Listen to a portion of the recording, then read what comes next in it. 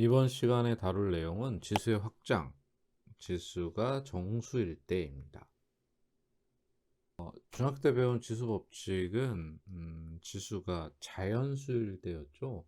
그런데 이제 그거를 지수가 정수일 때로 확장을 한다는 내용입니다. 그러니까 지수에 0이나 음의 정수를 포함시키자, 이제 이런 내용입니다. 그 전에 우리가 중학교 때 배웠던 a의 n제곱은 a를 n번 곱했다, 이런 식으로 정의를 내렸고, 이때 a를 곱한 횟수가 n개다.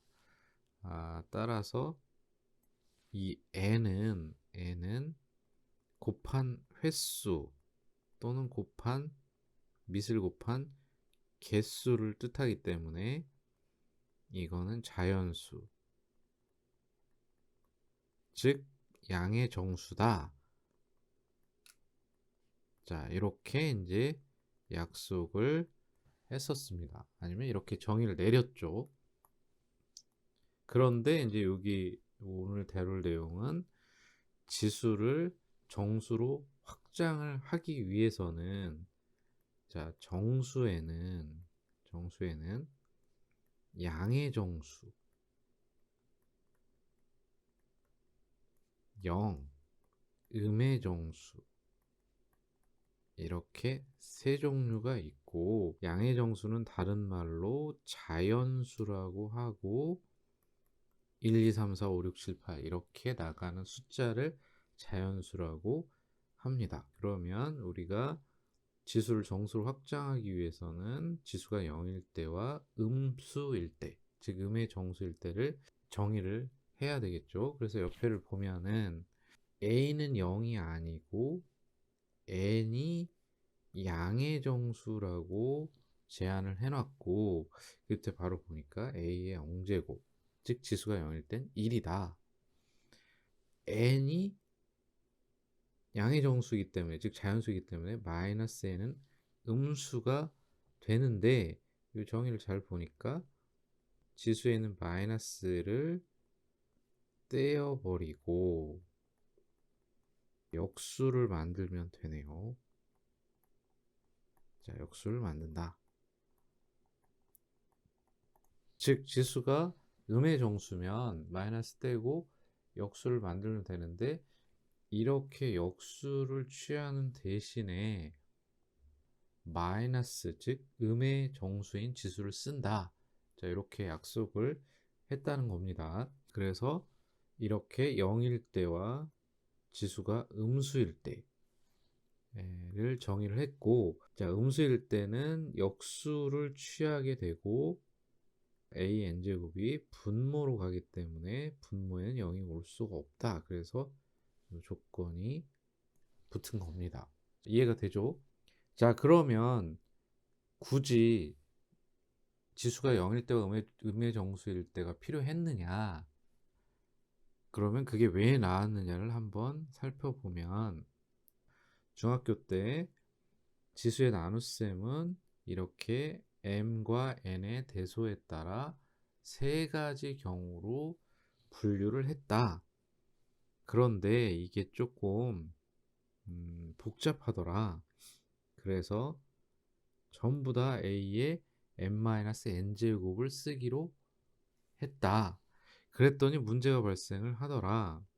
m과 n이 같을 때를 a의 n-n으로 하면 이거는 a의 0제곱이 되더라. 그런데 실제 계산 결과 1이기 때문에 만약에 이거를, 자, 지수의 나눗셈을 전부 다 지수의 차로 계산을 하려면 a 0제곱을 정의를 해야 되는데, 그래서 a 0제곱을 그냥 1로 하자 라고 약속을 하고 이렇게 정의를 내린 거다.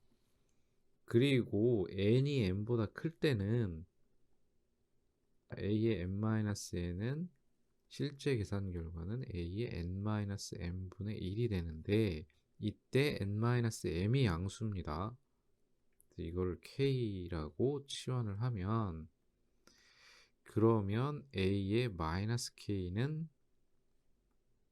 a의 k분의 1이 돼서 역수가 된다. 음의 정수인 지수는 역수가 된다는 거를 직관적으로 알 수가 있다. 그런데 지금 설명한 거는 정식 증명이 아니기 때문에 실제 증명은 2번을 보면 된다. 2번에서 보면 지수가 정수일 때도 지수 법칙이 성립한다고 생각을 하면 a 0제곱 곱하기 a n제곱은 a n제곱이 되는데 양변에서 a n으로 나누면 그러면 a 0제곱은 1이 된다. 증명이 상당히 간단하죠. 그 다음에 a의 마이너스 n제곱과 a n제곱을 곱하면 지수법칙에 의해서 a 0제곱이 되는데 a 0제곱은 1이라고 위에서 정의를 했으니까 a 마이너스 n제곱 곱하기 a n제곱은 1이다. 그런데 양변을 a의 n제곱으로 나누면 이렇게 된다. 이렇게 간단하게 증명을 할 수 있습니다. 자, 알기 쉽죠? 자, 그러면 이 지수가 정수일 때 어떻게 적용을 하느냐 살펴보도록 하면 0제곱이면 무조건 밑을 가리지 않고 1이다. 그리고 마이너스 1제곱이나 마이너스 2제곱 같은 음의 정수인 지수는 마이너스를 떼고 역수를 취한다. 지수가 음수이고 밑이 분수일 때 이거는 두 가지 방법이 있는데 지금처럼 2분의 1 자체가 역수이기 때문에 2의 마이너스 1제곱이다. 자, 그런 다음에 괄호가 있으면 지수법칙에서 곱이죠. 그래서 2의 1제곱 즉 2가 된다. 3분의 1은 3의 마이너스 1제곱이 되고 지수법칙에서 이 둘을 곱하면 3의 제곱이 돼서 9가 된다. 자, 이렇게 분수를 미리 음수 지수로 바꾼 다음에 계산하는 방법이 있고, 자, 이게 안 될 수도 있기 때문에 원래 정의대로 역수를 취한 다음에 번분수를 하는 방법이 있는데 붙어 있는 두 개가 분모로 가고 먼 쪽에 있는 두 개가 분자로 가서 2가 된다. 나는 번분수가 익숙하지 않다 이런 친구들은 자, 분모 분자에 분모가 없어지도록 즉 2분의 1에 2가 없어지도록 2를 곱하면 1분의 2, 즉 2가 됩니다. 자, 이것도 마찬가지죠. 마이너스를 떼고 자, 역수를 취하면 3분의 1의 제곱분의 1인데 9분의 1이 되고 자, 분모인 9가 없어지도록 분모 문제에 9를 곱하면 1분의 9, 즉 9가 됩니다. 자, 이런 식으로 생각을 하면 조금 덜 당황스럽겠죠.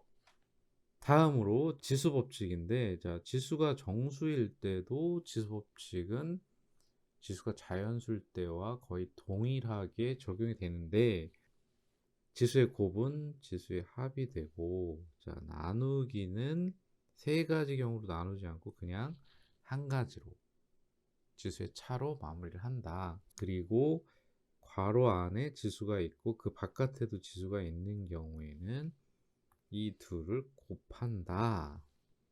그런데 자, a의 mn제곱 자, 지금 이게 같기 때문에 반대 방향도 되는데 그러면 이게 a의 m제곱의 n제곱도 되는데 곱하기는 교환 법칙이 성립하기 때문에 즉 n 곱하기 n이나 n 곱하기 n이 같기 때문에 a의 n제곱의 m제곱이라고 생각을 해도 된다. 이게 계산 과정에서 간혹 나오기 때문에 요 mn의 위치를 바꿔도 상관이 없다는 거를 미리 생각을 해놓으면 조금 문제를 해결하는 데 도움이 됩니다.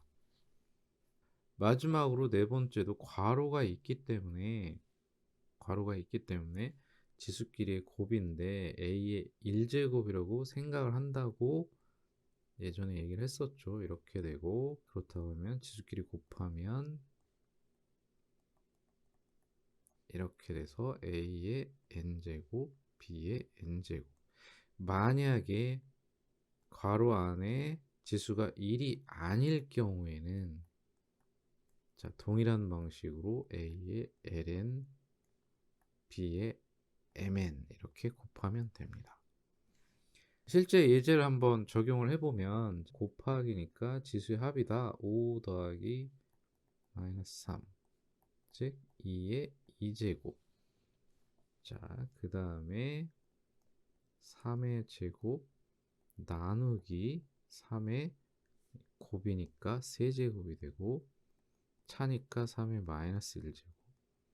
역수를 취하면 3분의 1이 되겠죠. 그 다음에 이거는 A의 마이너스 2제곱 곱하기 마이너스 2제곱, B의 3 곱하기 마이너스 2제곱. 그래서 A 4제곱, B의 마이너스 6제곱이 된다. 그 다음에 괄호가 있으니까 지수끼리 곱이 되고 나누기 곱이 되니까 3 곱하기 마이너스 2하면 마이너스 6제곱, B에 마이너스 5 곱하기 마이너스 2 하면 10제곱. 자, 나누기는 지수끼리의 차니까 자, 이렇게 되고 A의 16제곱이 됩니다. 오늘은 지수가 정수일 때, 그래서 이제 양의 정수는 중학교 때 배운 지수 법칙과 동일하고 지수가 0일 때와 음의 정수일 때 어떤 식으로 정의가 되는지, 또 그것을 이용해서 지수 법칙을 어떻게 적용하는지에 대해서 알아봤습니다. 생각보다 아주 어려운 개념은 아니기 때문에 몇 번만 반복하면 아주 익숙해질 수 있을 겁니다. 오늘 수업은 여기서 마치도록 하겠습니다. 감사합니다.